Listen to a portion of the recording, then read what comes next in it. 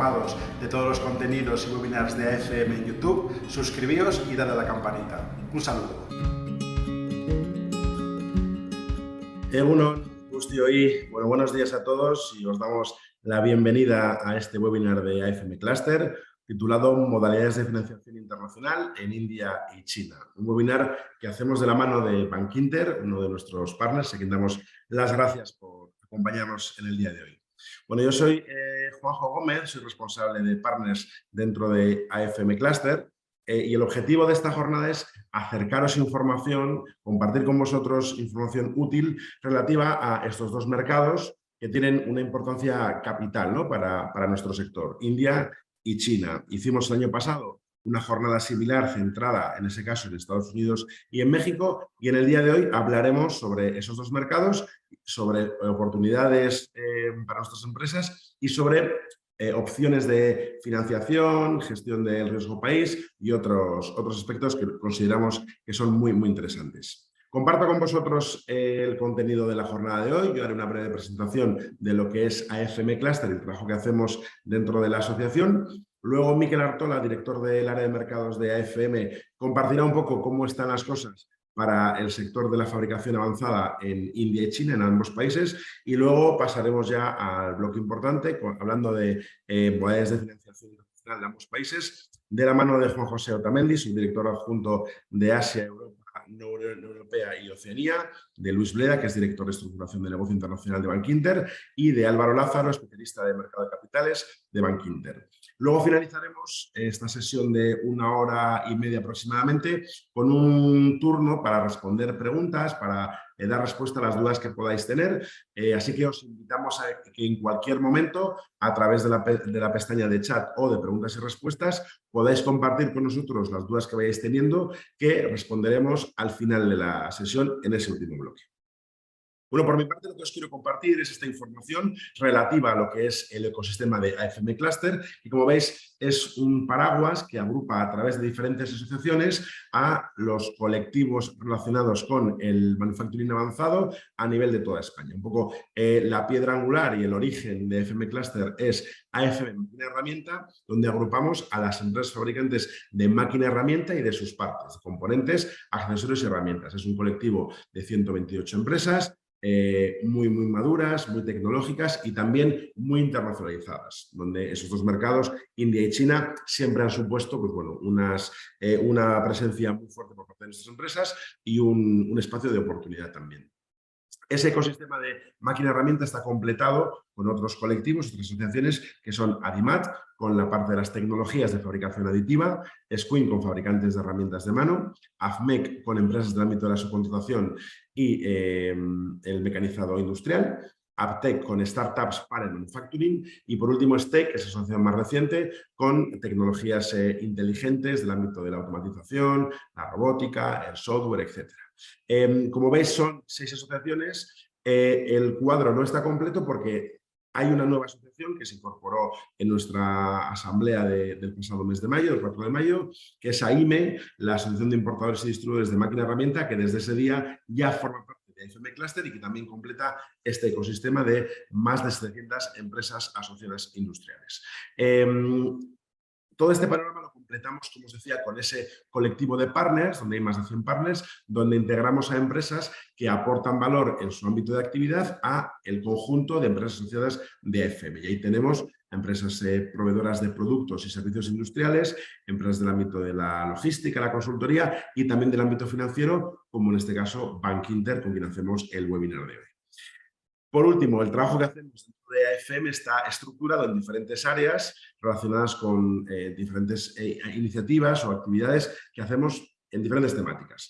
La parte de tecnología, la parte de marketing y comunicación, la parte del talento y, por supuesto, la parte de internacionalización y mercados, donde ponemos en marcha actividades que sean de utilidad para las empresas asociadas en diferentes mercados. Por ejemplo, en India y China, este año hemos celebrado sendas ferias en Bangalore y en Shanghái, donde intentamos pues bueno, que nuestras empresas tengan oportunidades en esos mercados. Vale, y para conocer un poco más cómo están esos sectores, Miquel Artola nos va a comentar nuestra presencia en ambos. Entonces, Miquel, cuando quieras, te doy la bienvenida al webinar Te pido que enciendas tu cámara.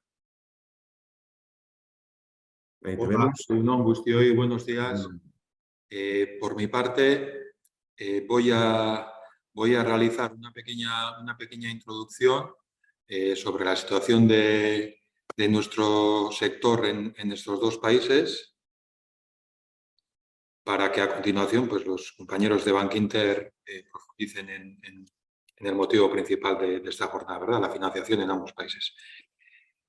Entonces, empezando por China, como sabéis, pues es el mercado más importante del mundo en cuanto a máquina, herramienta y fabricación avanzada, y el gráfico que hemos puesto ahí pues indica la importancia del mercado, ¿verdad? Es el mayor consumidor del mundo de máquina, herramienta, el mayor importador y también el mayor productor del mundo. El año pasado, 2022, consumió 26.000 millones de dólares en máquina, herramienta, lo que es una auténtica barbaridad, ¿verdad? El 33% del consumo mundial de nuestro sector se dio en ese país. No obstante, una apreciación importante es el gráfico de debajo a la derecha, muestra la evolución del consumo en los últimos 45 años. Vemos el aumento espectacular, bien conocido por todos, que se empezó a dar a partir de los años 2000, en cifras realmente astronómicas, sin parangón en el resto del mundo, aunque bien es verdad que las cifras de consumo no mantienen esos niveles que alcanzaron las cimas en torno al año 2010 por diferentes motivos, ¿no? Entonces, como sabemos, es un mercado fundamental, enorme, pero las cifras de consumo quizás no han cumplido algunas expectativas. Algunos comentarios sobre la economía en torno a tres aspectos. Por una parte, el impacto del COVID, como sabemos, fue muy importante en el país, pero una vez sacudido ese impacto y esa influencia, pues la economía vuelve a avanzar con fuerza, si bien es verdad que con unos porcentajes de crecimiento del PIB en torno al 4 o 5%, inferiores a lo que habían sido hace algunos años, incluso crecimientos de 2 dígitos en el PIB, pero crecimientos muy importantes en cualquier caso. Por otra parte, el envejecimiento de la población es una preocupación que se está interiorizando mucho, pues en cierto sentido también sorprende, ¿no? En un país tan grande, el más poblado del mundo hasta ahora, que lo va a superar precisamente India, el más poblado del mundo, con una población muy joven, estamos diciendo hace un poco que es una población jovencísima, con un gran crecimiento, pero por diferentes políticas que ha tenido el país, pues se está envejeciendo, la pirámide poblacional también está cogiendo otra forma no de pirámide y hay una preocupación que afecta a diferentes aspectos de la economía y de la industria. Y por otra parte también la automatización y la digitalización de la sociedad, pues como en muchos países, pero ahí también es muy notable y yo diría que especialmente llamativa. Y en tercer lugar también quería hacer mención brevemente del cambio de estrategia tecnológica que está teniendo el país, ¿no? Siempre lo hemos identificado como un país de low cost, pero desde hace bastantes años ya, pues su estrategia en ese sentido está cambiando y de forma muy importante además, y tiene diferentes consecuencias e implicaciones en el mercado industrial que trabajamos desde el sector. Un breve análisis de las zonas industriales más importantes. Se podría decir que todo el país está, o una parte muy importante del país está muy industrializado y hay un sustrato industrial muy presente en diferentes regiones, ¿no? Pero bueno, por hacer un resumen rápido, se podría decir que el inicio, la zona inicialmente más industrializada era en la zona del este del país, costera, pues tres grandes regiones, la del norte, Pekín, Tianjin, la del centro, la zona de Shanghái, y la del sur, la zona de Hong Kong y Guangdong. Más adelante también, desde hace ya muchos años, otras zonas que se fueron industrializadas muy fuertes, la parte del norte del país, área de Dongbei o lo que antes Manchuria, también industria pesada muy importante, la zona de Shandong o la zona más ya lejos del mar, pues la zona de Sichuan, Chongqing, también por ser un gobierno con economía centralizada, pues se ha invertido en un montón de zonas diferentes y esas zonas también están muy industrializadas desde hace mucho tiempo. Y para que siga su fuerte tendencia industrializadora, pues como decía al principio, pues no hay prácticamente regiones que no estén industrializadas, pero también otras muchas regiones no mencionadas anteriormente también están industrializadas y hay muchísimas industrias de todos los productos industriales prácticamente que son muy fuertes y lideran el mundo en cuanto a producción, desde luego. Después de China, comentando India, pues es también un país importante, desde luego, no de la dimensión de China, sí de la dimensión en cuanto a tamaño y en cuanto a población también, pues por el crecimiento que está teniendo muy importante, pero en lo que hace referencia a nuestro sector, pues no tiene ese nivel, ¿no? Pero aún y todo, pues no deja de ser un mercado con una importancia muy, muy grande. Es el séptimo consumidor mundial de máquina herramienta y el séptimo importador Y en cuanto a producción, pues también está aumentando en los últimos años. En este momento es el noveno productor mundial, con unas cifras muy similares a la producción que hay en España. Respecto a las cifras al consumo, también vemos el gráfico de debajo a la derecha, el fuerte crecimiento que se dio a inicios de los 2000. Lo que pasa que sus cotas más altas, que en la actualidad también está cerca de esas cotas altas, son, para hacernos una idea y una comparación, pues 10 veces inferiores a lo que son China, ¿no? Una cosa no quita la otra, pero bueno, su consumo en el año pasado fue de 2.650 millones de dólares, está muy bien, séptimo a nivel mundial, aunque es 10 veces inferior ese consumo de máquina herramienta al consumo que tiene China. Algunos comentarios también sobre su situación económica. Aquí también, como en todo el mundo prácticamente, el impacto del COVID fue importante. Decir que antes de que llegase la pandemia, la situación económica de India, al menos en lo que hace referencia a nuestro sector, estaba un poco renqueante, no era la mejor. Con el COVID lo pasaron mal y, sin embargo, ahora pues parece que están en una situación más fuerte. Y otro comentario que me gustaría hacer es la política Made in India, que lleva desarrollándose desde hace algunos años y como otras políticas industriales con cierto cariz proteccionista que ha habido en otros países, pues en este país también quiere fortalecer la fabricación nacional, la fabricación de máquina herramienta, fabricación industrial india y, bueno, pues como es de esperar, pues tiene ciertas consecuencias y repercusiones en otros países. Haciendo una comparación con China también, es geográficamente muy grande, el nivel de industrialización no es el mismo, ni la política ha sido la misma, pero bueno, también se pueden distinguir varias zonas industriales más desarrolladas que otras y quizás, aquí mencionamos 6, pero quizás las 3 más importantes estén en el oeste y en el sur del país, ¿verdad? Mumbai, Pune, en el centro oeste del país, pues es un eje muy, muy importante industrialmente, en cuanto a máquina herramienta también. En el sur del país, Bangalore, donde se celebra la feria de nuestro sector más importante, y Chennai, es otra zona industrial muy fuerte. Y Gujarat, al oeste del país, región costera también, pues es una zona muy importante y con muchas industrias. Y por último, para terminar por mi parte, la comparativa que he hecho antes, pero la presencia de nuestras empresas y de nuestro sector en estos 2 países. Ahí veis en los gráficos la evolución de nuestra exportación a esos países. En ambos casos parece que estamos en una pequeña tendencia al alza, descendente. Viendo los últimos 5 años, las cifras más importantes de nuestra exportación en China se dieron en el 2018 con 84 millones de euros exportados. Las cifras del último año 2022 hacían que China fuese nuestro 5º mercado más importante, aunque también conviene recordar que ha sido el primero en más de una ocasión, el segundo, y de hecho diría que la 5ª plaza es un poco baja comparando con lo que ha sido en los últimos años.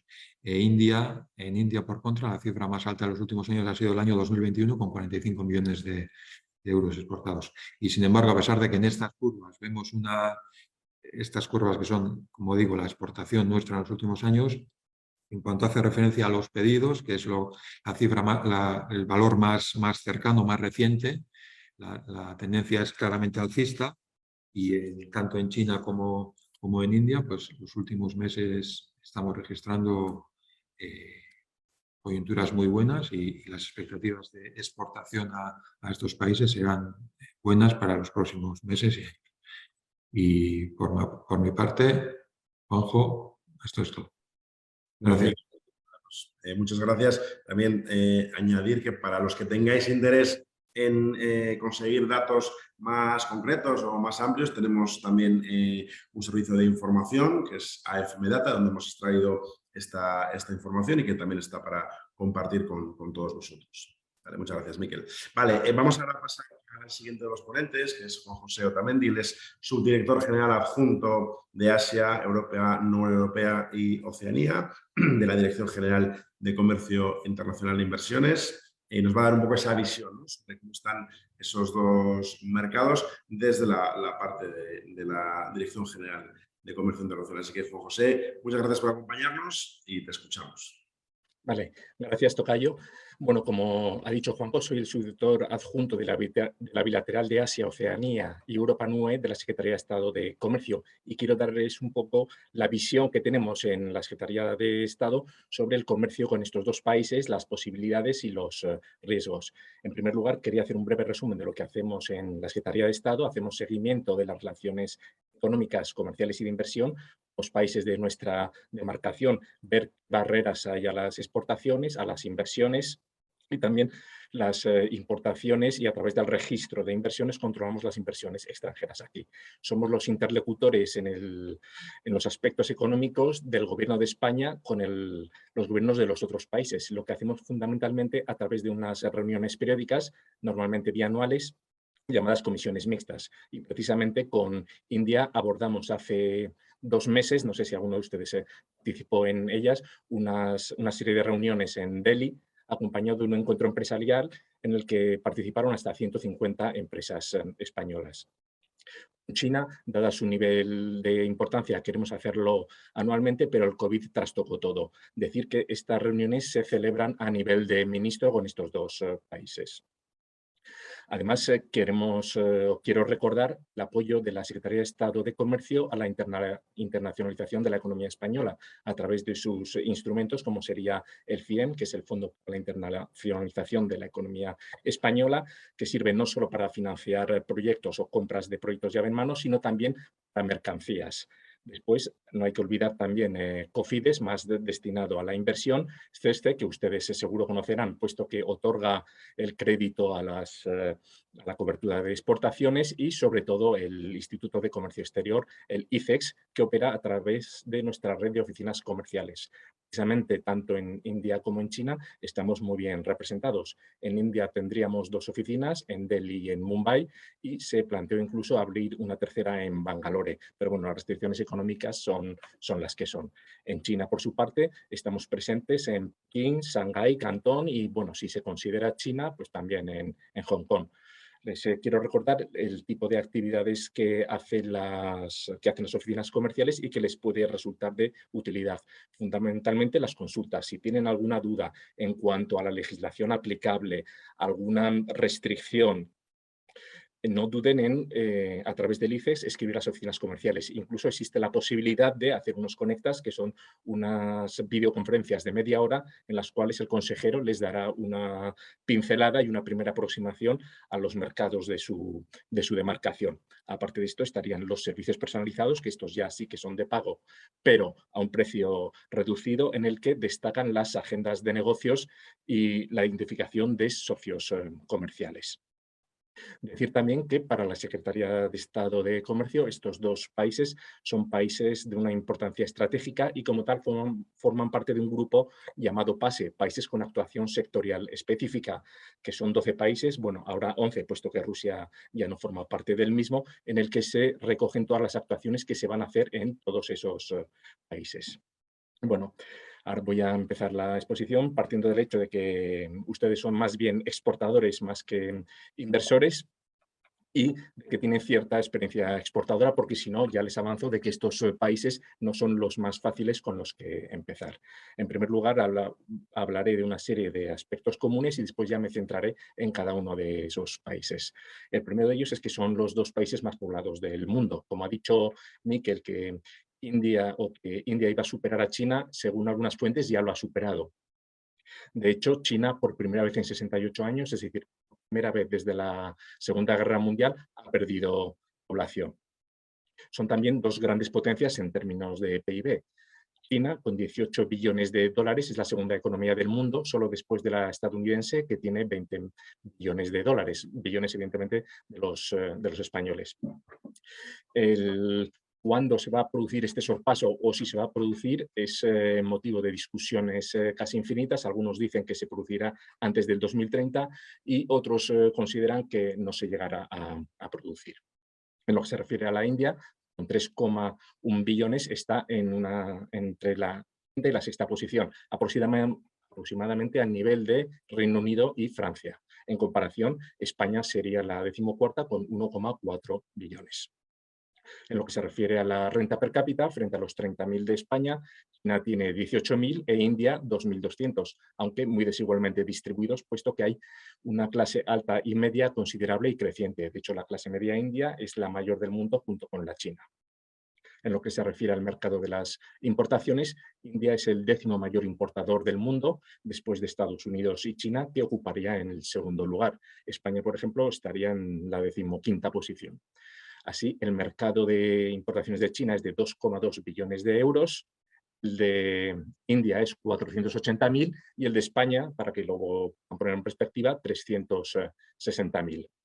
Además, con ambos países tenemos fuerte déficit y estamos infrarrepresentados en lo que se refiere a nuestro comercio. Así, si a nivel mundial España es el 19º país exportador, una cuota en las exportaciones mundiales del 1,7%, tanto en India como en China estamos alrededor de la posición 40, con una cuota que es del 0,3 en India y del 0,4 en China, es decir, entre 4 y 5 veces menos de lo que nos correspondería. Es cierto que otros países europeos, como Alemania o Francia, tienen en estos países una cuota muy inferior a la que tienen en los mercados mundiales, pero bueno, mal de muchos no es consuelo. En lo que se refiere al déficit comercial, que es algo que preocupa mucho en la Secretaría de Estado, con India alcanza casi los 4.000 millones de euros, pero con China se multiplica por 10, son 41.600 millones de euros, el mayor del mundo. De hecho, 2/3 de nuestro déficit comercial es con China. Y en algunos años, por ejemplo, en 2020, nuestro déficit con China fue mayor a el déficit total, es decir, que de no haber tenido déficit con China hubiéramos tenido un importante superávit comercial. De hecho, en los 10 últimos años, las 10 mayores cifras de déficit serían con China y después vendría Estados Unidos el año pasado con una cantidad de 15.000 millones, lo que es una anomalía debido al desvío que se ha hecho de productos energéticos con Estados Unidos. Si quitáramos esa anomalía, para hacernos una idea, con Alemania nuestros déficits actuales son de 5.000 millones de euros. Y un último rasgo que comparten ambos países es, como ya ha mencionado Miquel, las políticas proteccionistas. Tienen muchos obstáculos técnicos y burocráticos, India con el Made in India y China con el Buy in China o la nueva estrategia de circulación dual.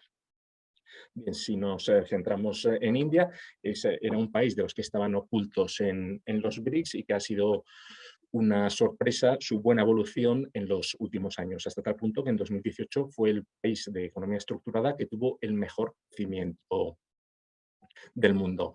Sufrieron mucho la crisis del COVID, pero a partir de ahí, en el año anterior, en el 2022, tuvo un crecimiento del 8,7%, el mayor de los 22 últimos años y el mayor también entre todas las economías estructuradas. Ahora se supone que se ralentizará un poco, pero seguirá estando muy por encima de la media.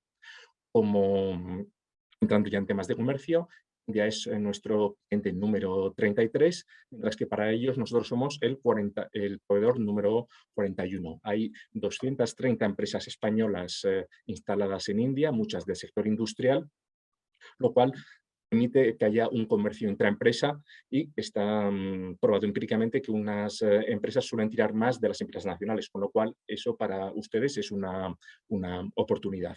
A pesar de la política de sustitución de importaciones, sí que tienen un cierto interés por diversificar las fuentes de origen de sus importaciones.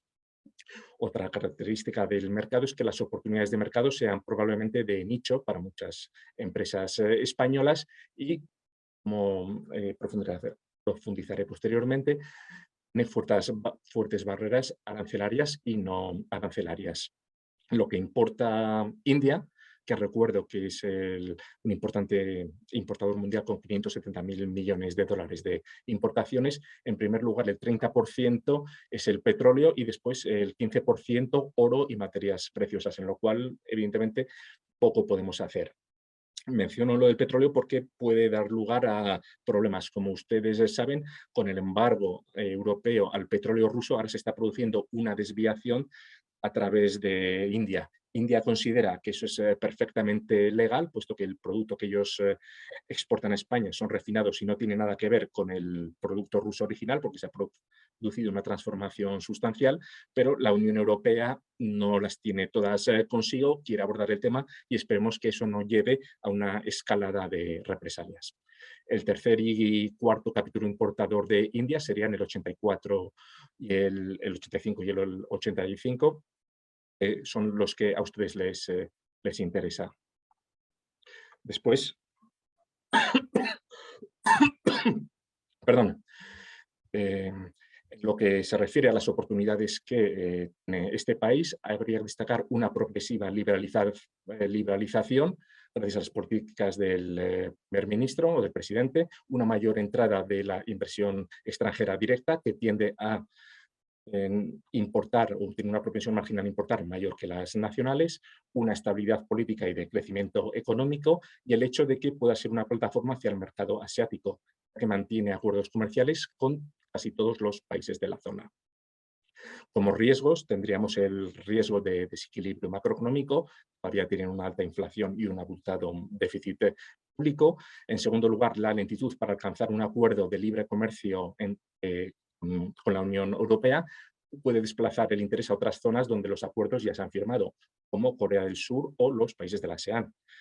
En lo que se refiere a la cobertura del riesgo de crédito a la exportación, sigue estando en la categoría 3, algo que es mejorable. Y después, pues lo que ya he comentado de su burocracia, está en una posición muy retrasada en el índice que ya nos elabora el Banco Mundial del Doing Business, mientras que en el índice de percepción de la corrupción tiene un puesto destacado.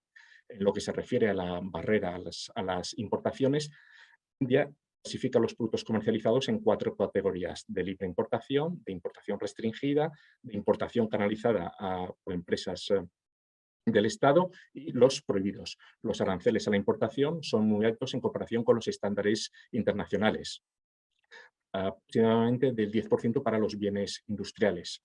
La gran volatilidad del arancel, junto con la falta de transparencia en la regulación, suelen ser importantes barreras. Y a esto se ha unido un nuevo impuesto, es cierto que sustituye a otros anteriores, que se denomina recargo por bienestar social y que tiene un tope máximo del 10% de importación de bienes.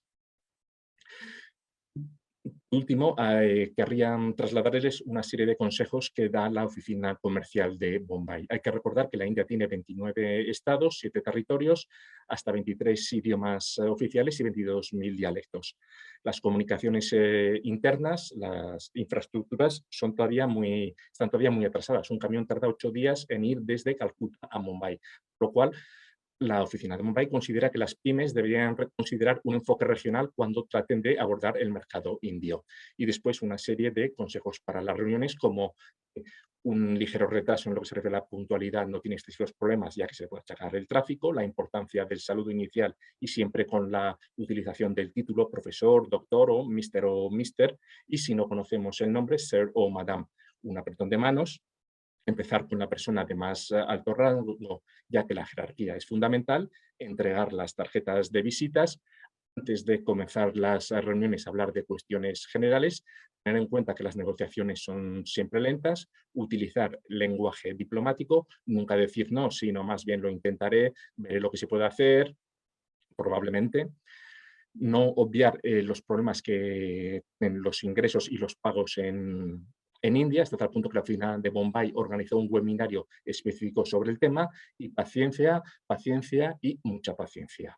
En lo que se refiere a China, voy a ser más breve en los aspectos macroeconómicos, ya que ya los han mencionado las dos personas que han intervenido antes que yo. Efectivamente, se produjo un fuerte incremento del PIB desde 78, que inicia su apertura, hasta la actualidad, de tal punto que el PIB de China ha pasado de representar un 3% a un 20% del PIB mundial. Y en este proceso, su PIB per cápita se ha multiplicado por 36, estando ya muy cerca de la media mundial.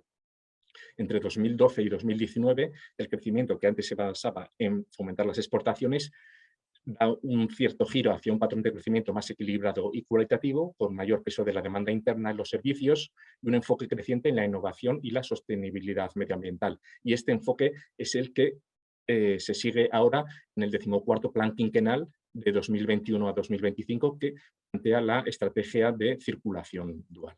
Como digo, después del COVID se habían recuperado, volvieron a caer fuertemente debido a su política de COVID-0, que ya han desechado, y poco a poco se va recuperando la normalidad. Por ejemplo, en lo que se refiere a las conexiones aéreas, y especialmente con España, estas todavía están a un 10% de lo que eran antes.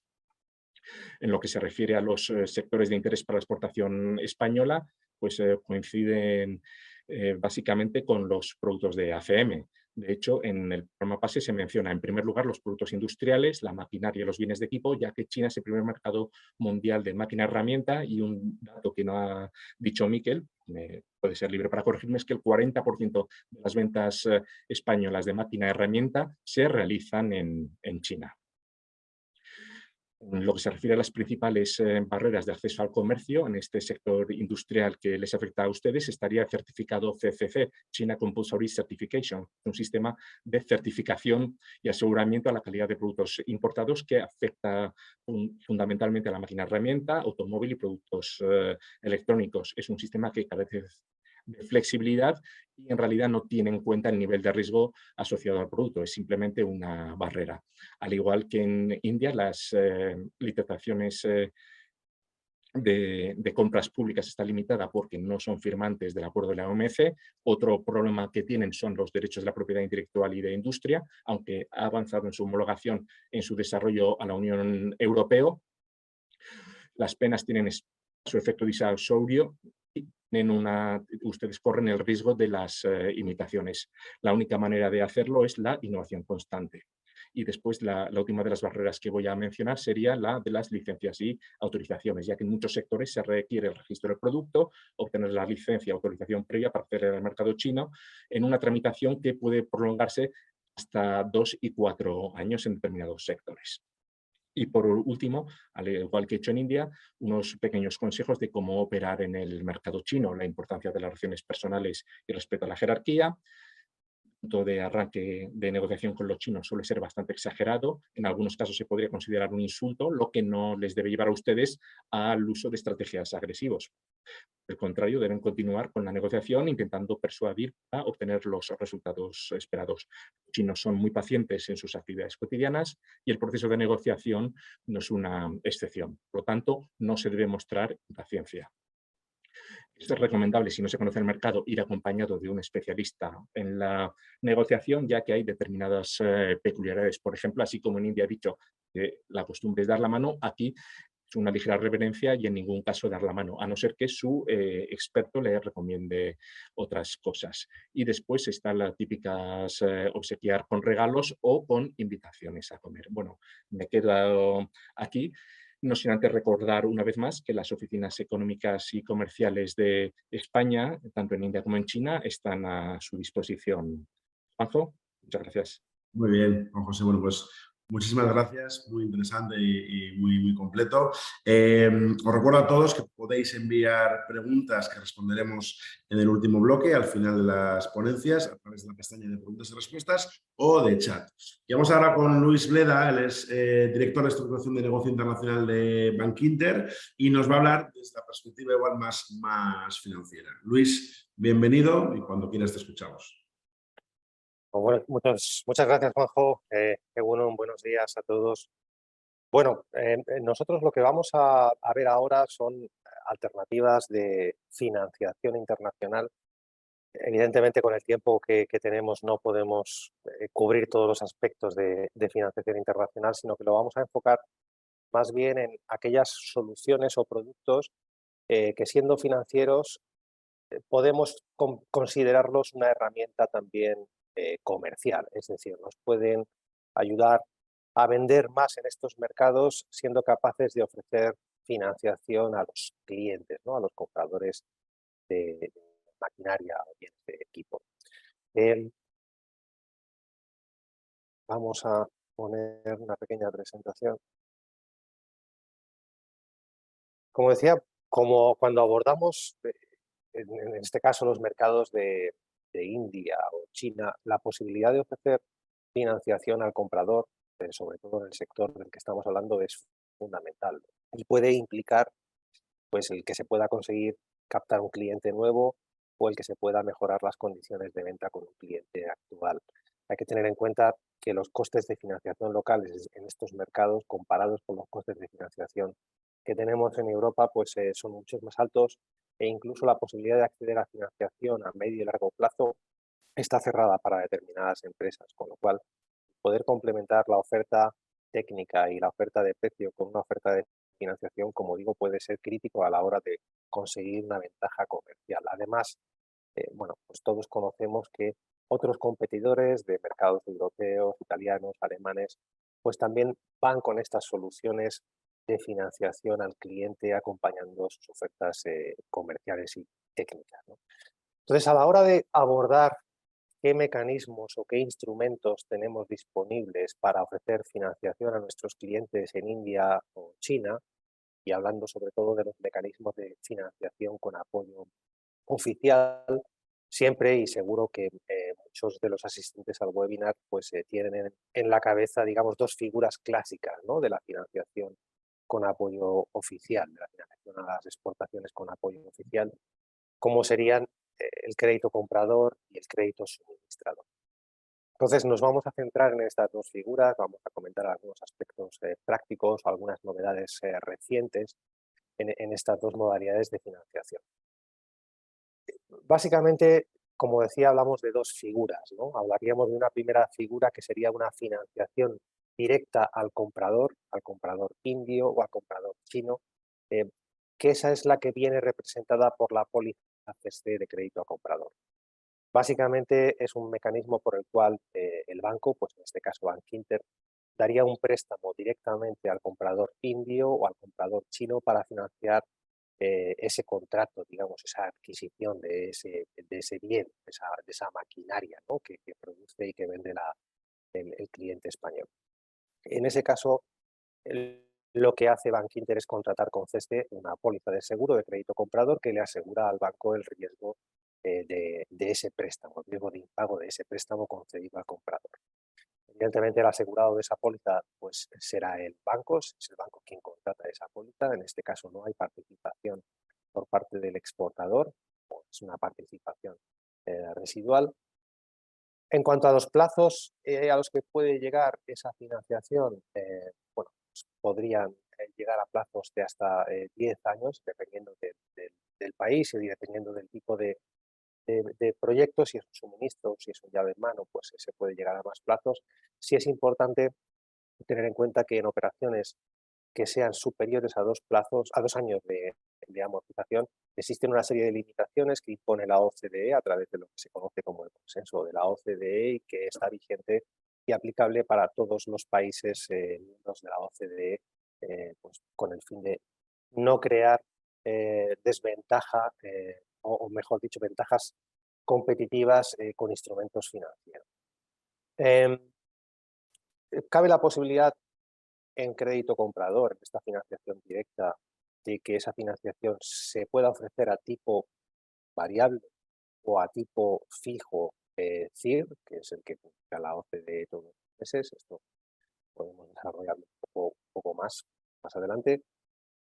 Es importante indicar que el exportador cobra directamente del banco, en este caso de Bankinter, a medida que va ejecutando un contrato, es decir, no es un préstamo que se le da directamente al comprador para que bueno, pues pueda destinarlo a otros fines y ajenos al contrato de exportación, sino que las disposiciones del préstamo van directamente para pagar el contrato de exportación.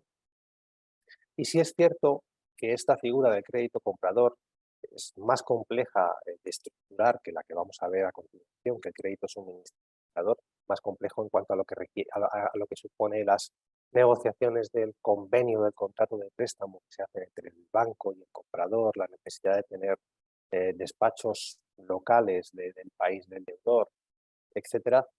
Y esto hace que las operaciones que son susceptibles de crédito comprador tengan que tener un importe comparativamente más elevado. Es complicado que una operación de crédito comprador por debajo de los 5 millones de euros vaya a ser viable.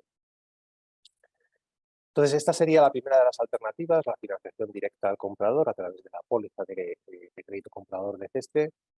Y frente a esa alternativa, pues tendríamos una posibilidad de financiación indirecta al comprador.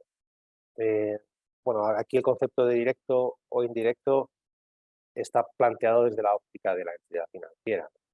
En la financiación directa al comprador es el préstamo que da directamente el banco al comprador, y en este caso la financiación indirecta sería a través de un aplazamiento de pago que concede el propio exportador. Es decir, en su contrato de exportación, el exportador le va a ofrecer al comprador indio o al comprador chino la posibilidad de que ese equipo, de que esa máquina se lo pueda pagar, por ejemplo, en 5 años en cuotas semestrales.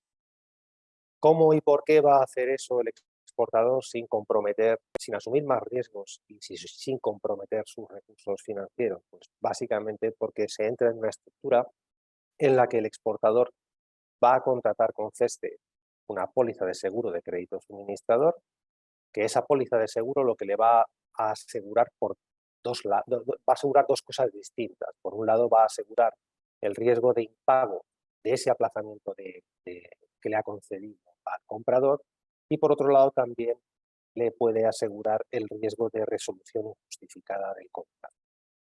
Esta es una póliza que, como digo, contrata el propio exportador con CESTE y que elimina una de las dos componentes, digamos, de esa ecuación que hablábamos, ¿no? De cómo puede la empresa ofrecer ese aplazamiento de pago sin asumir riesgo.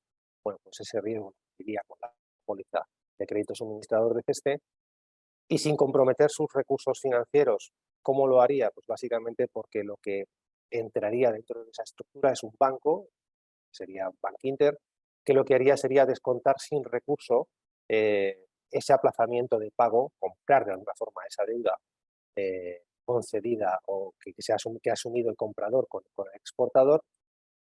El exportador le cedería a Bankinter esos derechos de crédito, ese aplazamiento de pago, y siendo beneficiario, designándolo beneficiario como el de la póliza CESTE que ha contratado el propio exportador. En cuanto a plazos, igual, es decir, aquí lo que cabe la posibilidad de hacer financiaciones a menos de 2 años, que en ese caso no estarían sujetas a las limitaciones del consenso de la OCDE, y lo habitual es, sobre todo en este sector, ir a plazos que pueden ir entre 5 y 7 años. Es importante indicar que la póliza de crédito suministrador no cumple los riesgos de impago por disputa comercial, ¿no? Y que además establece una serie de obligaciones para el exportador. Entonces, a diferencia del crédito comprador, sí existe una mayor implicación del exportador en la gestión de estas operaciones y de los riesgos de estas operaciones. También, como digamos, puntos en común de estas dos soluciones, como decía, el consenso de la OCDE establece una serie de limitaciones en cuanto pues, al importe máximo que se puede financiar, por ejemplo, ¿no? Entonces, en operaciones que vayan a más de 2 años de plazo, el consenso de la OCDE, por ejemplo, establece que tiene que haber un pago anticipado mínimo del 15%, es decir, lo máximo que se podría financiar es el 85% de los bienes y servicios exportados. Además, establece un máximo del gasto local que puede integrar esa base de financiación. El gasto local sería pues, componente integrado, por ejemplo, en este caso, desde China o desde India, ¿no? Que puede ser como máximo de 50%. Además de esas limitaciones, en el caso de CESTE existe una limitación del contenido nacional mínimo que tiene que tener esa operación asegurada, ¿no? Esa financiación asegurada. Y aquí es donde pues, sí me gustaría comentar novedades relativamente recientes, desde marzo.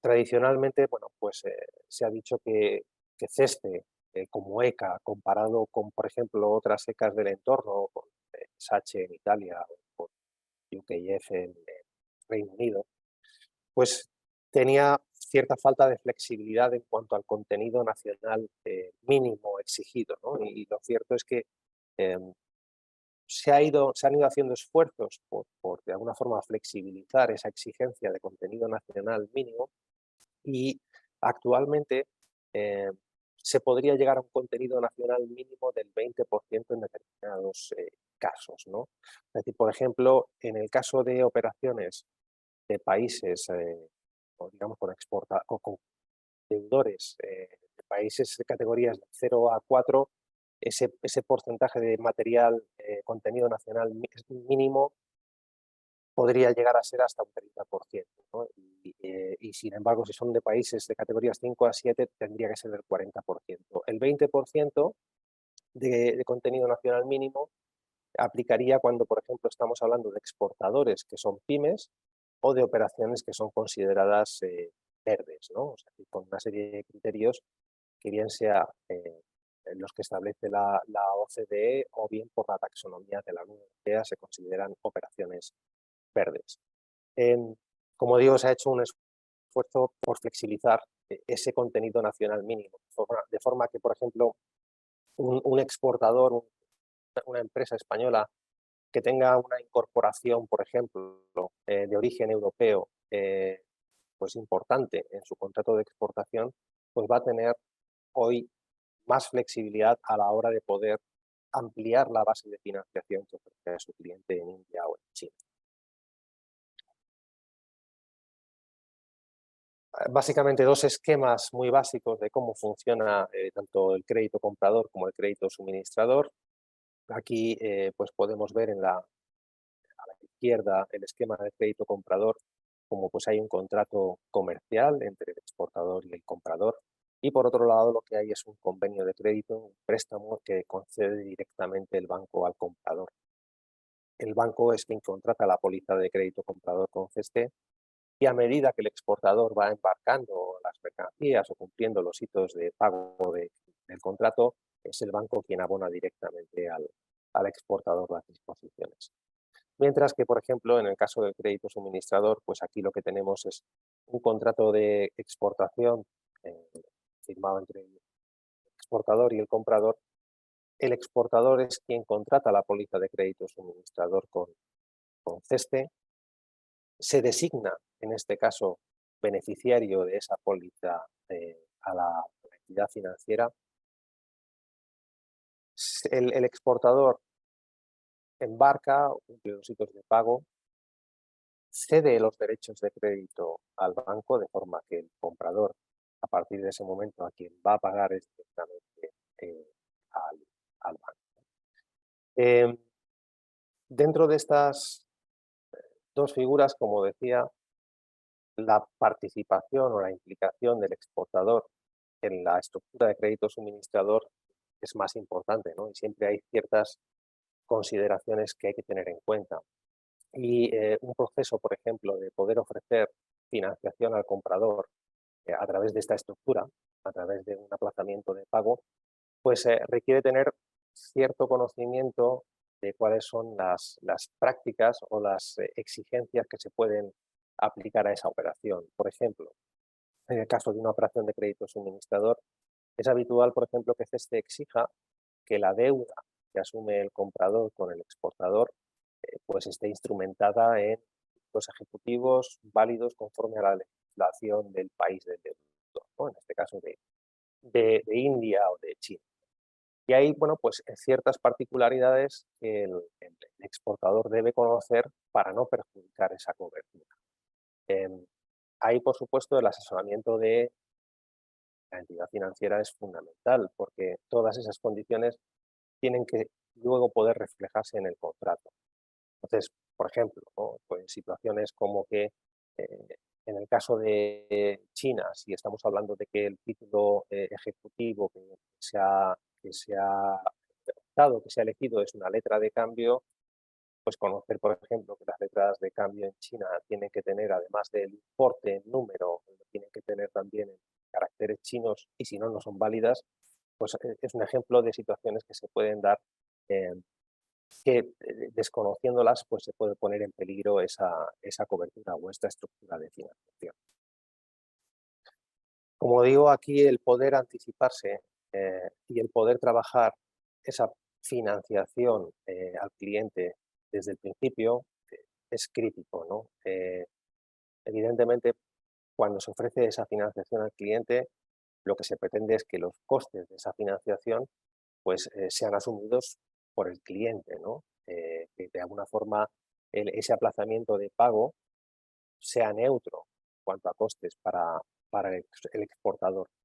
Entonces, en ese sentido, el conocer cuáles son los costes que tiene una operación de crédito suministrador, que básicamente van a ser, por un lado, la prima de ceste y, por otro lado, el interés y las comisiones que aplique la entidad financiera, es fundamental conocer esa estructura de costes para poder trasladarlo al contrato comercial y a esas condiciones de pago que se van a pactar con el comprador. Y estos, en cuanto a las modalidades básicas de financiación con apoyo oficial, hay otras alternativas, como puede ser el FIEM, que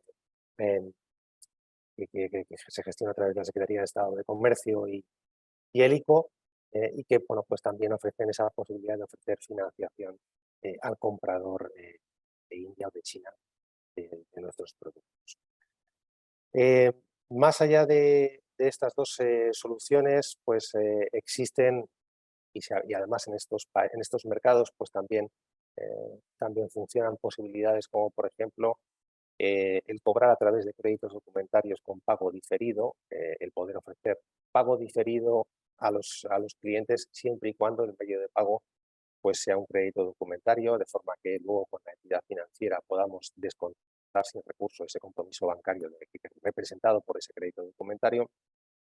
Y bueno, más allá, como digo, de esas posibilidades de financiación a los clientes, pues por supuesto que cualquier operación de este tipo va a tener otras necesidades financieras más propias de la empresa, del exportador, como puedan ser pues avales, aval de anticipo, aval de cumplimiento de contrato o necesidades de circulante, ¿no? Necesidades de alguna forma de cubrir los déficits de caja que pueda haber a lo largo de la ejecución de ese contrato.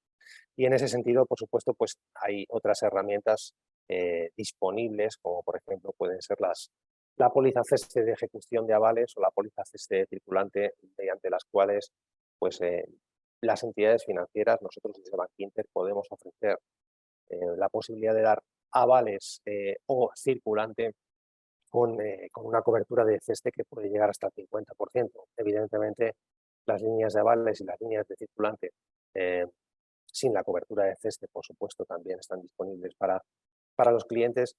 Pero bueno, sí es cierto que para determinadas operaciones pues, que requieren, digamos, un adicional en cuanto a necesidades de financiación, pues por su importe o por su complejidad, estas herramientas de apoyo oficial son de tremenda utilidad.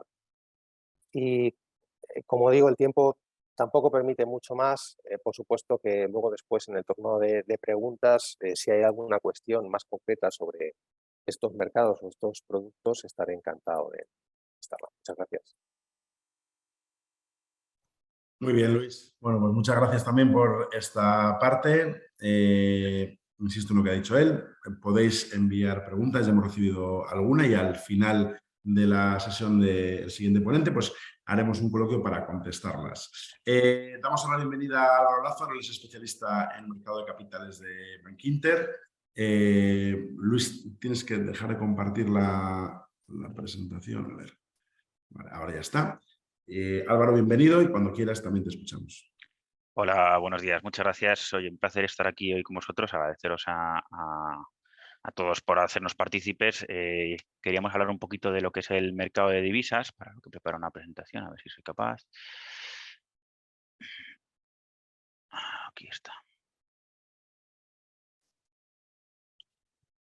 Vale. Pues lo comentado, ¿vale? Queríamos hablar un poquito del mercado de divisas, con un poquito de especial atención a lo que viene siendo China e India, al renminbi y a la rupia india, que como sabéis son no entregables y son divisas especialmente complejas. Esta presentación la hemos dividido en 3 partes, ¿vale? Un poquito hablaremos de colores de mercado, de cómo está actualmente la situación del mercado global, las previsiones de crecimiento y un poquito de datos de China y de India, sin andar mucho más, que ya han comentado mis compañeros. Hablaremos también un poquito del NDF, que es un producto para cubrir medios, para cubrir pagos y cobros en rupia india y en yuan chino, y un poquito de la gestión del riesgo de divisa. Bueno, en cuanto al color de mercado y hablando un poquito de las previsiones de crecimiento, la OCDE espera un mayor crecimiento mundial para 2023 y 2024 de lo que se había estimado, siendo las previsiones para este año el 2,6% de crecimiento y 2,9% gracias un poquito a la caída de la inflación y a la reapertura de China. Las perspectivas tienden a ser un poquito más optimistas, pero bueno, sí es verdad que siguen siendo, las previsiones de economía siguen siendo un poco frágiles, porque, bueno, como sabéis, siguen existiendo unos riesgos latentes relevantes que queríamos comentar un poquito, siendo los principales, bueno, la guerra, el conflicto entre Rusia y Ucrania, que desde que se inició el conflicto, la economía mundial está en una senda de menor crecimiento y de mayor inflación, una situación que no se veía desde 1970.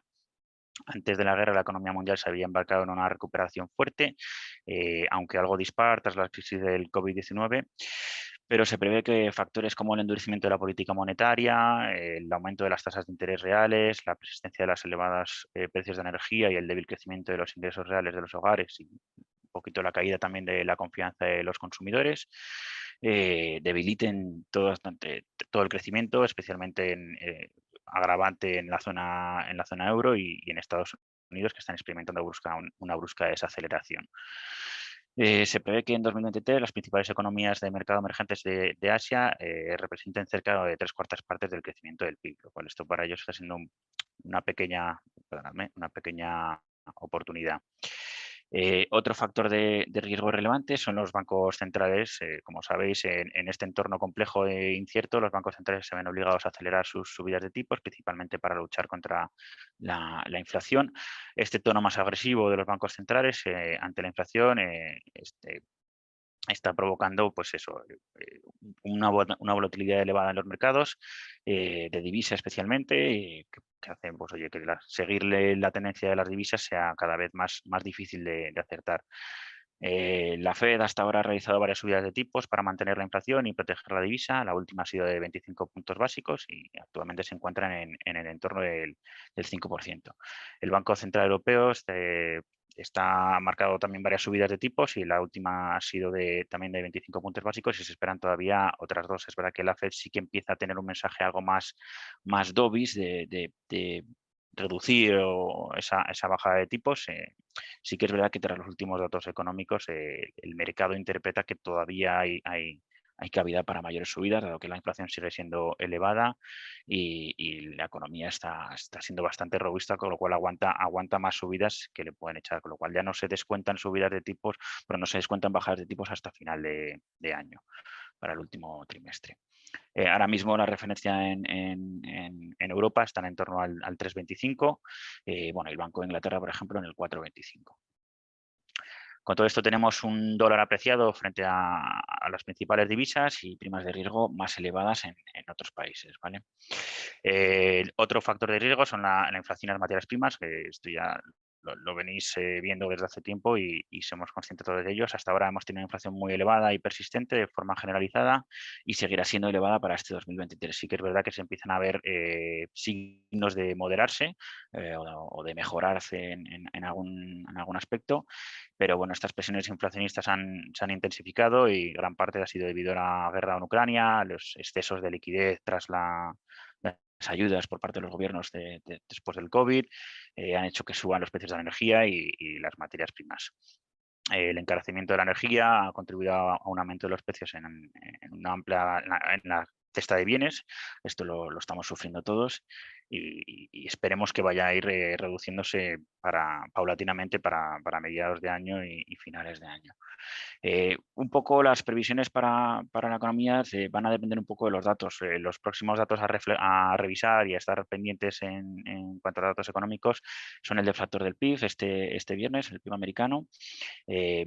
Sigue abierto el proceso de negociación para elevar el techo de la deuda pública, del gasto público en Estados Unidos, con lo cual esto tiene que dar bastante volatilidad al mercado y hasta que no se decida, pues veremos esa incertidumbre. Bueno, encuestas de desempleo cada jueves y la primer viernes de cada mes tenemos el Long Farm Payrolls, la inflación americana el 13 de junio, que es un dato muy relevante, y el 16 de junio en Europa, y también las próximas reuniones de la FED, que es para el 14 de junio, y el Banco Central Europeo para el 15 de junio. Bueno, un poquito de China, tampoco quiero entrar mucho más en datos que ya han comentado mis compañeros, pero bueno, destacar que China es uno de los países más grandes actualmente del mundo, el segundo país por volumen de deuda pública, alrededor del 7,1% del PIB.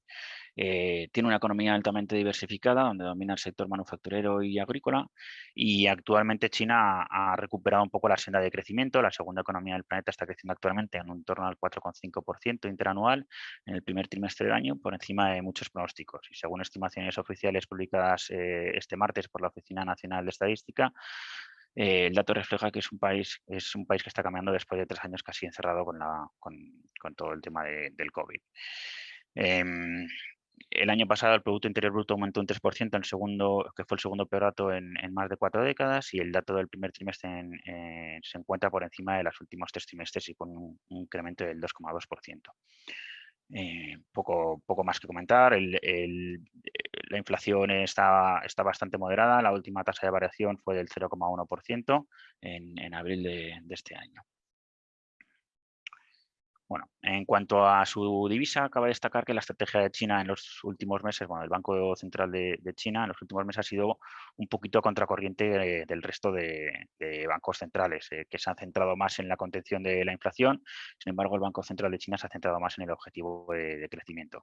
Esto se ha reflejado, como veis, desde mediados de este año en una depreciación del yuan frente al euro que vemos aquí y frente a las principales divisas. Hoy en día el yuan chino es una de las divisas más importantes del mundo. No hay que olvidar que es un país que cada vez tiene más importancia y dentro de ello cabe destacar que pues, oye, está entre las principales divisas que más flujo comercial tienen. Eh, eh, En el gráfico podemos ver que la evolución en los últimos 5 años, el euro yuan se ha movido por niveles encima del 8 y en mínimos del 6,87. Actualmente estamos en una zona de rango en 7,57, 7,61 y los últimos comentarios del Banco Central China ha mantenido los tipos de préstamos preferentes, el loan prime rates a un año en el 3,65 y a 5 años en el 4,30. Se mantiene este nivel desde agosto de 2020, el nivel más bajo desde hace 2 décadas y, como ya hemos comentado, los últimos datos macro de China muestran una reactivación económica que debería impulsar un poquito su divisa. Las previsiones, como veis, del consenso de bancos del dólar yuan y el euro yuan, se prevé que la moneda caiga de 7,1 en el dólar yuan a corto plazo, ya que el Banco de China promete frenar esta especulación en su divisa. Se espera más pesimismo para la moneda china, a pesar de los esfuerzos de los formuladores de la política para apuntar a la confianza. Aquí vemos la media de los grandes bancos, pero tras los últimos comentarios del Banco de China, manifestando la preocupación por la depreciación de su divisa, se espera un movimiento de 7,1 frente al dólar. Existe una debilidad significativa en los datos de China y un renovado fortalecimiento del dólar gracias al progreso de las negociaciones sobre el techo de deuda en Estados Unidos, y la moneda china cayó más del umbral clave del 7 por dólar la semana pasada por primera vez desde diciembre, y el Banco Popular de China, el regulador de divisas de la nación, pidieron recientemente una mayor estabilidad. Veremos a ver si se le da credibilidad a estos comentarios. En cuanto a India, bueno, tampoco voy a comentar mucho sobre los aspectos macroeconómicos, es una de las economías de mayor crecimiento y se prevé que siga con esta tendencia para los próximos años. La deslocalización global, la digitalización y la transición energética han de permitir un crecimiento económico del país sin precedentes. Según el Fondo Monetario Internacional, la economía debería llegar a un crecimiento del 6,1 para 2023 y 6,8 para 2024. Y es una de las 10 economías más importantes del mundo y hasta ahora India había dependido menos de la industria de economías emergentes. En efecto, frente a China, en la que las actividades industriales representan el 27% del PIB en India, todavía representan el 14% de su PIB. Bueno, aquí vemos la evolución de la rupia india frente al dólar en los últimos 5 años, que como veis la tendencia es alcista completamente. Las previsiones que dan para la rupia frente al dólar, según el consenso de bancos, como podéis ver, se espera una recuperación de la rupia frente al dólar para los próximos años. Destacar que es una divisa compleja, con una volatilidad elevada y con menor liquidez, por lo que es difícil hacer unas previsiones acertadas. Además, esta semana se publica mucha macro. Tenemos frecuentes intervenciones, como hemos comentado antes, estamos viendo muchas intervenciones de consejeros de bancos centrales y, como hemos comentado antes, próximas publicaciones económicas, pues hay que prestar atención al deflactor del PIB, el consumo privado, perdonad, americano y el viernes el proceso de negociación para elevar el gasto de la deuda pública en Estados Unidos. Estas dos referencias son las únicas capaces de mover el mercado a corto plazo y que atraviesa una etapa de consolidación, porque no se encuentran motivos tampoco ni para comprar en exceso ni para vender. Bueno, hablemos un poquito de lo que es el NDF, ¿vale? El Non-Delivery Forward, de sus siglas en inglés, no deja de ser un seguro de cambio sin entrega física de la divisa, ¿vale? Especialmente interesante para divisas no convertibles, como la rupia o el renminbi. Se puede hacer obviamente también para divisas sí convertibles, para aquellos que tengan interés en hacer coberturas que liquiden por diferencia. Es un seguro de cambio a plazo que aseguras nominal a un vencimiento a un precio cerrado. La única diferencia es que durante la fecha de liquidación, en función de cómo esté el mercado, tendréis una liquidación positiva, pero al final se trata de cubrir un poco vuestro balance o vuestros proyectos o vuestras compras. En el ejemplo hemos puesto un NDF de exportación, pues oye, si el día del vencimiento el euro rupia está por encima del nivel de strike, se produce una liquidación positiva y si el día de vencimiento está por debajo, pues se producirá una liquidación positiva que compensará el escandallo o, en este caso, el precio de cobro que estaba fijado en vuestro presupuesto. Siguiendo con la rupia, en este caso y con el NDF, también se puede hacer coberturas de balance para aquellas empresas que tengáis presencia mediante compañías en este caso en India o en China o en cualquier otro país. Se puede hacer coberturas de balance para cubrir tanto la exposición que tenemos en el país por medio del cobro de dividendos o por hacer una cobertura de balance en cuanto a lo que es el valor de la compañía. El cálculo es la parte más compleja de realizar, pero nosotros podemos ofrecer pues, oye, esa posibilidad de cubrir hacer una cobertura del EBITDA, del beneficio neto de la compañía o del valor contable de la sociedad, para que no haya un impacto tan relevante en la cuenta de pérdidas y en la cuenta de resultados, en el balance a final de año. Bueno, otras divisas con las que podemos hacer NDF y aunque están puestas las que actualmente podemos trabajar, se pueden abrir nuevas divisas, tanto en Latinoamérica, África, estamos viendo muchas oportunidades, en Asia. Pues no dejéis de preguntarnos por ello para aquellas divisas que podéis tener una exposición relevante y os pueda interesar escuchar de coberturas tanto para pagos, cobros o cualquier otra necesidad que os pueda surgir. Bueno, en cuanto a la gestión del riesgo de divisa, como sabéis, el riesgo de divisa surge de la intermediación de tanto cobros y pagos como la presencia en los países. La fluctuación en la divisa hace tener una incertidumbre en cuanto al precio, al escandallo del balance o de las compras y pagos, con lo cual surge la necesidad de cubrir. Los productos de cobertura que ofrecemos desde Bankinter, tanto el seguro de cambio como productos un poco más elaborados, estructurados, buscan el objetivo de de asegurar, de minimizar el impacto que pueda haber en la cuenta de resultados. Ahora mismo un poquito que está haciendo el mercado, está centrado principalmente en el euro dólar, que es donde hay más exposición, pero bueno, se puede reflejar también un poquito para el yuan y para la rupia. Importadores están buscando mejorar su escandallo. Para el euro dólar, aquellos que tengan coberturas a peor precio, ya veis que hemos tenido una época de volatilidad elevada. Pues estamos mirando posiciones para mejorar las coberturas existentes y mantener un escandallo optimizado. Se pueden hacer también estructuras un poquito más elaboradas o productos estructurados para el yuan chino, y se puede incluso mirar algún tipo de opción plain vanilla para la rupia india. Desde acumuladores sencillos en el yuan, hemos cerrados, o incluso algún apalancado que te permiten optimizar un poquito tus pagos en la divisa, o especialmente interesante para los exportadores también, este tipo de coberturas que te permiten hacer una estrategia a medio y largo plazo, 6 meses, 12 meses, incluso algo más de plazo para cubrir tus cobros.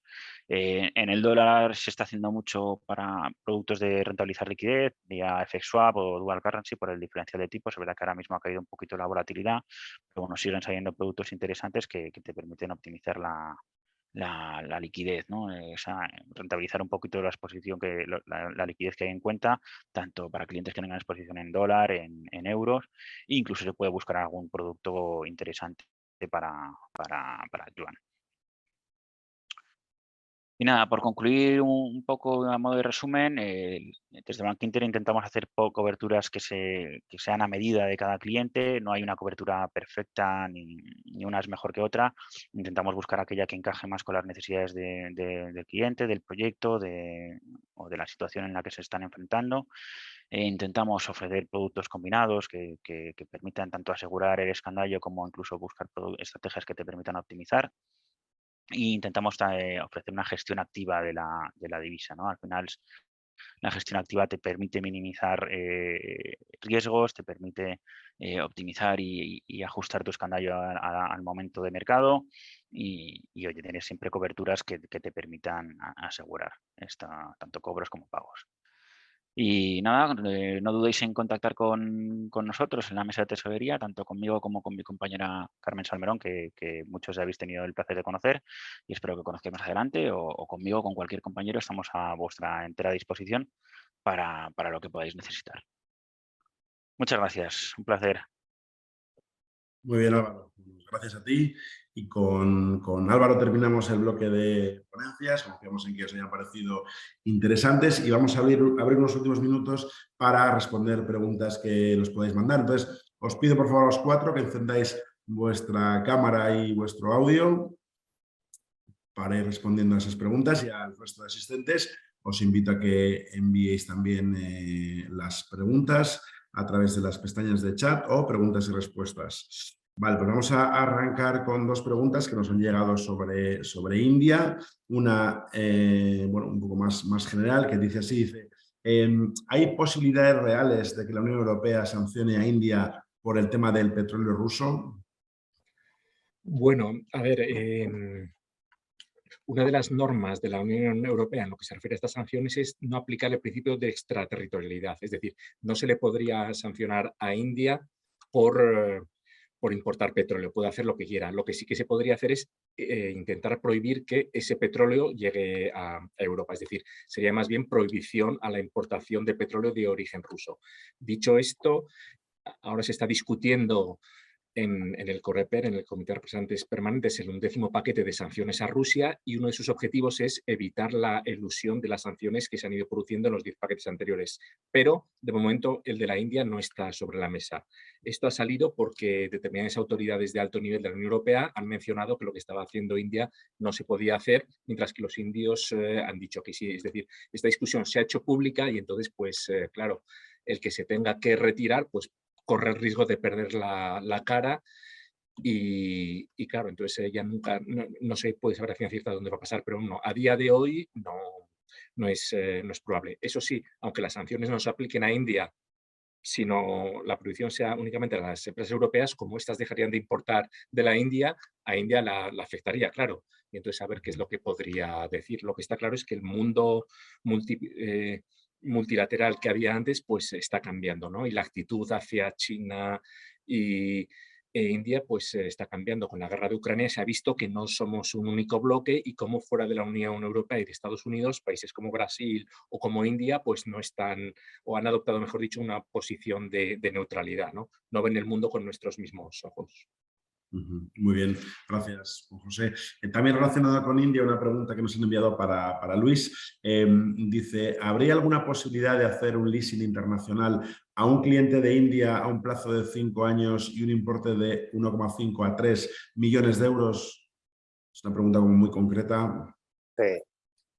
Bueno, yo creo que, vamos a ver, la alternativa del leasing en este caso se me antoja tremendamente complicada, ¿no? O sea, es decir, creo que necesariamente habría que pasar por una entidad local, ¿no? De financiación por cuestiones tanto operativas como normativas o regulatorias. Yo creo que sí que es importante también, hablando, por ejemplo, de la solución del crédito suministrador que veíamos antes, al final también es una solución o es una alternativa que muchos compradores tampoco conocen y precisamente nos derivan hacia el leasing, ¿no?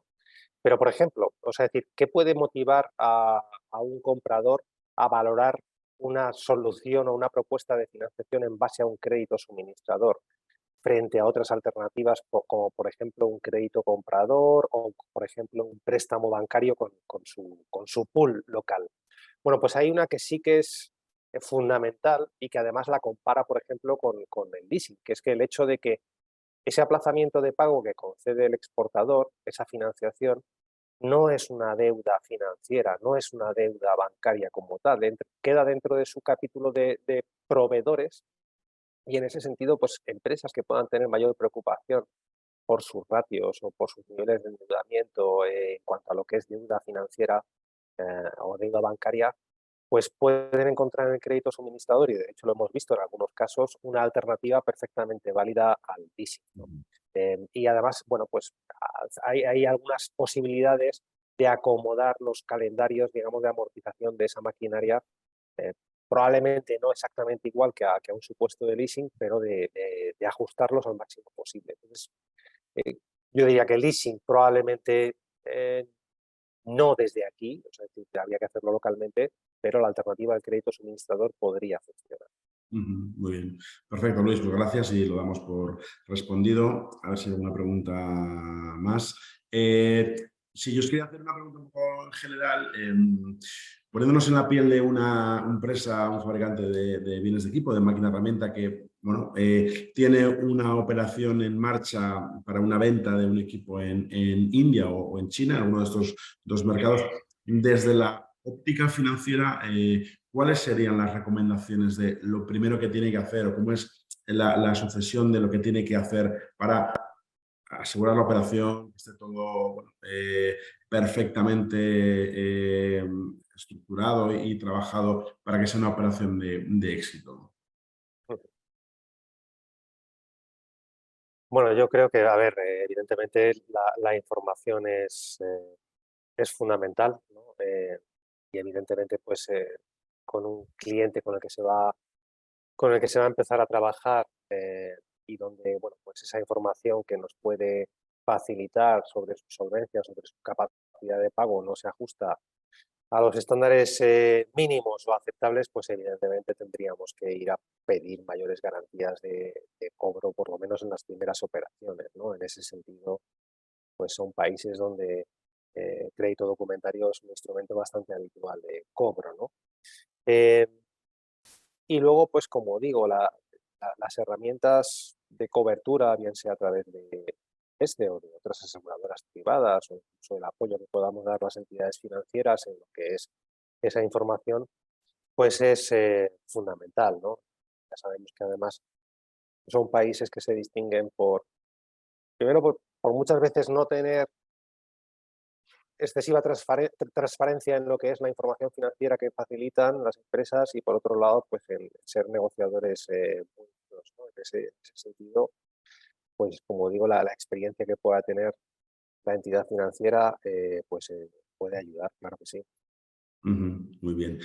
Miquel, tú has estado recientemente en China, en el pasado mes de abril, en una feria importante que tenemos allí, después de más de 2 años sin poder desplazarnos al mercado. ¿Cuál es un poco la sensación que vivieron las empresas que expusieron en la feria? Sobre todo desde la óptica de qué sectores usuarios o qué tipo de empresas están como más activas, ¿no?, a la hora de empezar allí relaciones comerciales o de intentar ejecutar ventas. ¿Qué sectores son los más atractivos? Bueno, las sensaciones fueron buenas. Por una parte había una especie de necesidad de estar otra vez en el país después de ese largo paréntesis, porque como he comentado y todos sabemos es un país muy importante para el sector, con una importación y un consumo muy elevados. Entonces había una especie de liberación por estar ahí y aprovecho para decir que ya había una normalidad casi absoluta en cuanto a funcionamiento de las cosas, de la vida, las ferias, etcétera, etcétera. El mercado, he comentado también, se ha recuperado bien y con fuerza después de ese fuerte impacto para ello, y a pesar de que hay alguna preocupación de que quizás a medio plazo se ralentice un poco, en este momento en el mercado industrial en China es bueno. Y los sectores que están funcionando bien, pues no es sencillo concretar en unos pocos, porque al final la actividad del país es tan extensa y tiene tantos sectores en los que están trabajando por incluso liderar, diría, algunos aspectos, ¿no? Pues hay muchas opciones y muchos sectores. En cuanto a automoción, por ejemplo, en cuanto al vehículo eléctrico, lleva tiempo posicionándose con fuerza y la penetración del coche eléctrico en las calles de las grandes ciudades es muy visible, muy palpable y tienen empresas que están teniendo mucho éxito en cuanto a la fabricación de vehículos eléctricos. En cuanto a aeronáutica también hay proyectos importantes y están trabajando con mucha fuerza. Y tampoco es nuevo, pero otro sector que le están dando mucha importancia en los últimos años son los vinculados con las energías renovables, ¿no? Pues porque no desde ahora, sino desde hace tiempo, ¿no? Si ha sido un país que no ha sido quizás demasiado consciente del daño ambiental que estaba haciendo por su superfabricación, por su gran fabricación pesada en un montón de sectores, pues ya llevan bastantes años invirtiendo mucho en diferentes temas más sostenibles y más amigables con el medio ambiente, y por ejemplo energías renovables también es otro sector que está tirando con fuerza en el país. Muy bien, gracias, Miquel. Y por último, una pregunta para Juan José. Hoy hemos hablado de China e India, que son sin duda, ¿no?, pues para nuestro sector los mercados en Asia más importantes, pero sí una pregunta sobre, desde la subdirección de Asia, ¿qué otros mercados en esa zona, en esa región del continente, veis como atractivos para empresas del ámbito industrial o donde hay un comportamiento que ahora mismo pueda ser apetecible para ese sector? Pues bueno, la cuestión es que esos dos son los más grandes por tamaño con muchísima diferencia, ¿no? Entonces, claro, ya el indio queda pequeño con el chino y el resto comparado con el indio pues son muy pequeños. Pero en Asia queremos prestar especial atención a Vietnam, que es un país de 100 millones de habitantes, que mucha de esta deslocalización que se está haciendo en China para producir a otros sitios se está yendo a Vietnam, y entonces pues podría ser el próximo, sobre todo por cuestiones de tamaño. Ahora sigue siendo un gobierno regido por un partido comunista que, aunque hay libertad de empresa, pero bueno, hay que tomar las precauciones, ¿no? Las pocas empresas españolas que están ahí pues tienen muchos problemas para operar en el día a día. Pero si hubiera que elegir alguno, pues yo diría Vietnam por su población, por su crecimiento y por lo inexplorado que está hasta ahora.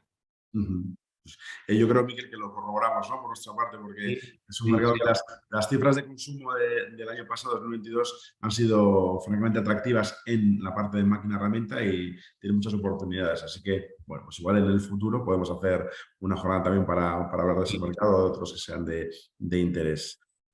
Muy bien, bueno, pues si ya no tenemos más preguntas, os quiero dar en primer lugar las gracias a los 4 ponentes por compartir el contenido de hoy, y también gracias a todos los que habéis asistido a este webinar. Compartiremos con vosotros la información y los datos de contacto de los ponentes para que ya podáis trasladar vuestras dudas concretas o cualquier necesidad que podáis tener. Así que gracias a todos y esperamos veros muy pronto.